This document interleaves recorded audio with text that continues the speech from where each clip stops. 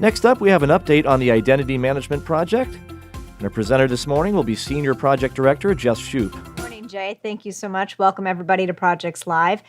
Today's Identity Management update should be relatively similar to what you've heard before, with a couple new updates. As a quick review to remind everybody, the Identity Management Project is going to authenticate your identity. And so it holds the role-based identity information for all of the faculty, staff, undergrad, graduate, and so forth and so on, all the roles that we have here in the university. But the identity management system does not authorize access, and it does not grant rights to the system, just as a quick reminder. So when we look at the architecture, right now, as you can see, we have several systems that interact with the identity management software. And what we're looking to do is we're looking to transition this software from internal here at CASE to partnering with a vendor called Fisher International. And all of these systems, whether it's ERP or some of our other applications that we use in terms of our Active Directory, some of our internal IT systems, they all interact and engage with the identity management system.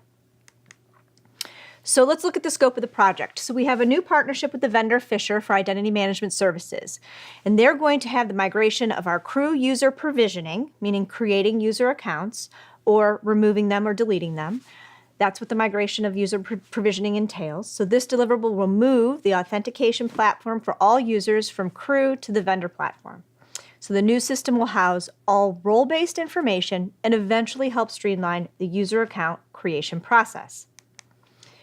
So when we move our user provisioning, what are we doing here? So we're provisioning the design document is progressing right now as planned. As we had mentioned in our previous update, we were still working on the design document. To make sure we understand the difficulty of this document, it is a very complex document. If you recall looking at that architecture diagram, there are a lot of integration pieces, and this design document must incorporate all of those elements. So we're identifying the source of authority. We are establishing the technical details of how the data will logically flow from one system to the next. We document all the integration points, and there are many. And then we call out some of the dependencies, and we establish a plan.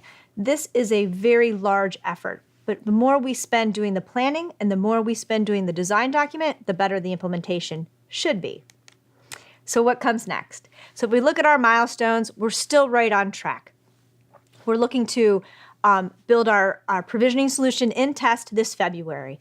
We're finalizing the design document as we speak. Our technical team will conduct multiple end-to-end functionality tests. This is extremely critical. This milestone is probably one of our most important milestones.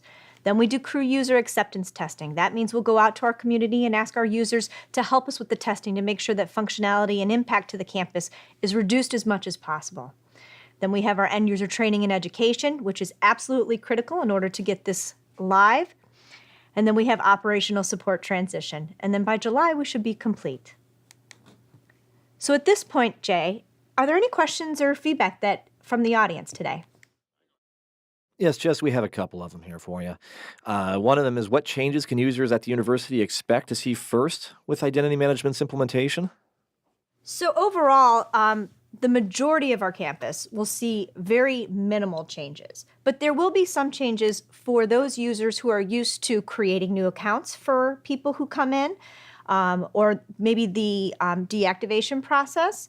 So those type changes, that's why we have an education session targeted in June. That will let those people know, we know who they are, that the process of creating accounts may change. Other than that, there shouldn't be a lot of visibility to the end users in terms of changes per se. One more question here.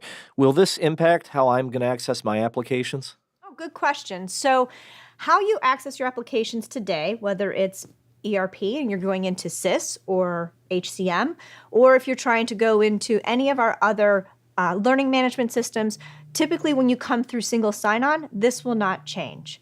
So to the end user, accessing your applications should remain the same. There should be no difference.